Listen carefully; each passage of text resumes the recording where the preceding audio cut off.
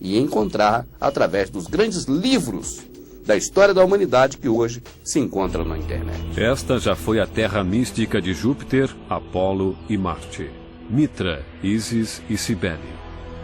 Um mundo de astrólogos, mágicos e fazedores de milagres.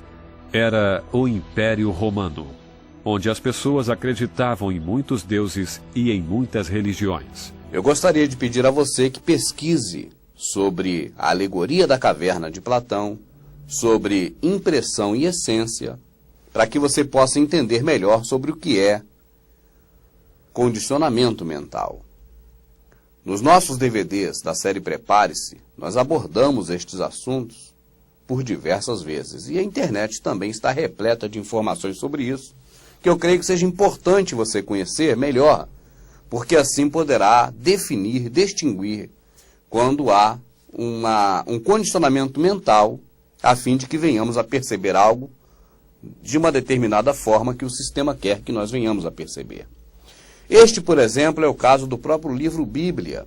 Quando nós ouvimos falar o nome Bíblia, ou nós nos referimos à Bíblia, sempre nós associamos o livro ao Criador, à palavra do Criador, à Escritura Sagrada, algo sacro, algo santo, algo intocável, algo imaculado, algo puro. E eu posso te afirmar sem dúvida que esse é um condicionamento mental. Nós nunca pensamos em fazer uma análise racional sobre o livro, porque nós o temos como a infalível palavra de Deus, nossa regra de fé e conduta, e assim nós nem ousamos questioná-lo. Por quê? Porque fomos condicionados desta forma. Sempre que você ouve falar da Bíblia, logo após, o pregador ou alguém que está falando sobre o livro usa um adjetivo, tipo, a Bíblia, a minha espada, a Bíblia, a palavra de Deus, a infalível, a boca de Deus, enfim. Alguns adjetivos que colocam a Bíblia na condição de sagrada, santa, imaculada, pura. Da mesma forma, também observe que quando o sistema religioso protestante cita homens do passado que contribuíram para a religião protestante, sempre usam adjetivo. Pare para prestar atenção e observe se não é assim que acontece. Quando um pregador vai falar de uma história passada e vai chegar até Moody, que é um dos patriarcas do protestantismo, sempre o nome Moody será acompanhado de um adjetivo do tipo o homem de Deus, o Moody. Quando forem falar de Calvino, sempre usarão um adjetivo, repare para ver. Calvino, aquele homem que Deus levantou. Por que adjetivam essas pessoas com adjetivos positivos relacionados à divindade, relacionados ao Criador? Para que sempre a nossa mente, quando lembrar desses homens, associe esses homens ao Criador. Isso é condicionamento. As pessoas fazem isso por estarem condicionadas a condicionar. Assim também acontece com o livro, a Bíblia. Sempre quando os pregadores, sempre quando os homens do sistema religioso, e principalmente o sistema religioso protestante, menciona a Bíblia, sempre usa um adjetivo. Sempre para nos repetir na nossa mente diversas vezes e nos condicionar a crer que ela é a palavra de Deus e por isso não deve ser de maneira nenhuma questionada em ponto algum. Mas neste DVD que você está assistindo, você vai perceber que a Escritura Sagrada, aquela que o Salvador sempre mencionava, sempre lia e falava dela, efetivamente não é o livro que você conhece como Bíblia. Nós já fizemos um raciocínio básico. Mais adiante no DVD, nós vamos ver as diferenças que existem entre a Bíblia e a Escritura. Por ora, nós vamos retornar no tempo para fazermos, então, um exercício de memória do que ocorreu com a Escritura Sagrada. Eu posso te dizer que os DVDs da série Sã Doutrina já vêm abordando esse tema. Inclusive, nós temos uma história minuciosa, narrada através dos tempos, de como a Escritura foi transformada na Septuaginta, depois na Vulgata e chegou à Bíblia. Então você pode assistir tudo isso detalhadamente nos DVDs da série Sã Doutrina. Agora, neste que nós estamos assistindo, nós vamos dar um enfoque especial, com bastante detalhes, no momento exato da criação da Bíblia, porque o tema deste DVD não é a Escritura, é a Bíblia. Então nós vamos focalizar principalmente o momento do Império Romano se transformando em Império Religioso e criando o livro Bíblia, para nós vermos detalhadamente tudo que ocorreu, os fatos que ocorreram, né, na Roma Antiga, no mundo da época também, no momento em que a Bíblia estava sendo criada pela Igreja Católica.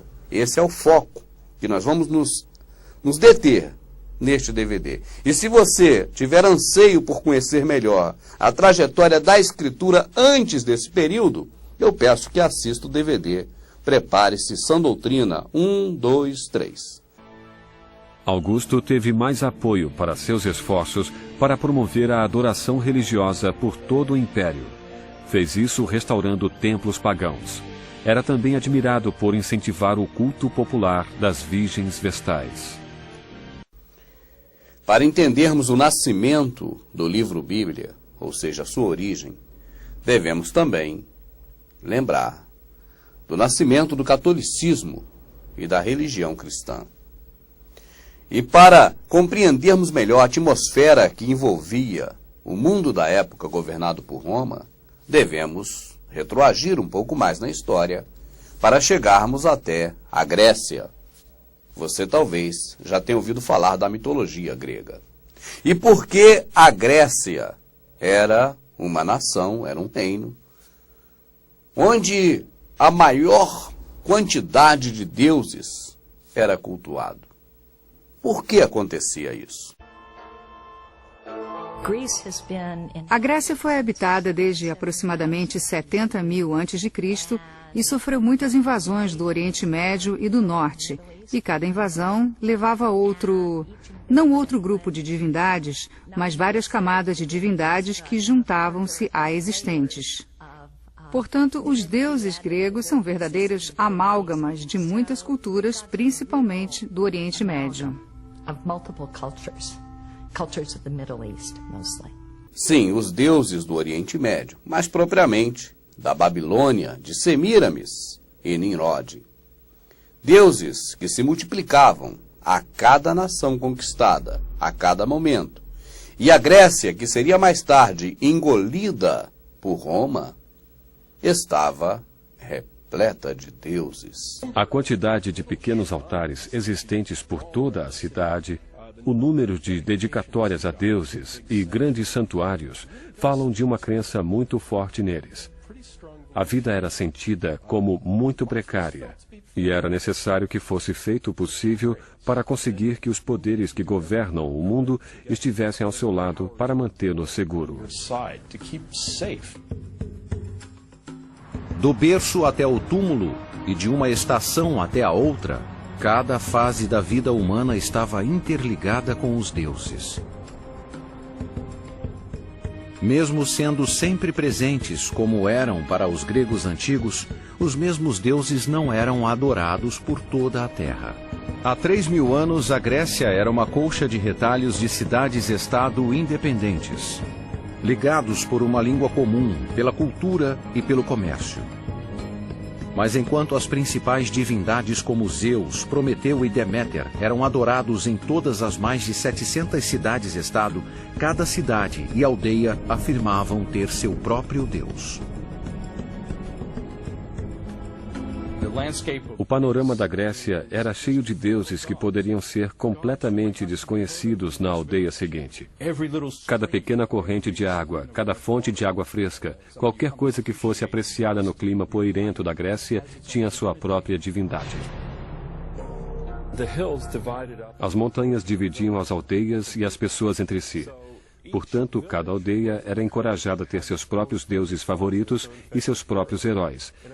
E penso que, em termos do desenho natural da Terra, isso fosse muito importante para a formação de mitos e religiões. Abrindo um parênteses nesse trabalho, observe você agora o contexto da época e do local.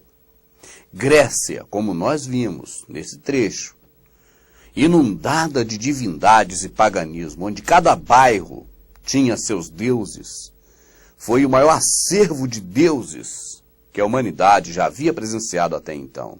E neste exato contexto foi que foram traduzidas as escrituras para o que se chamou Septuaginta.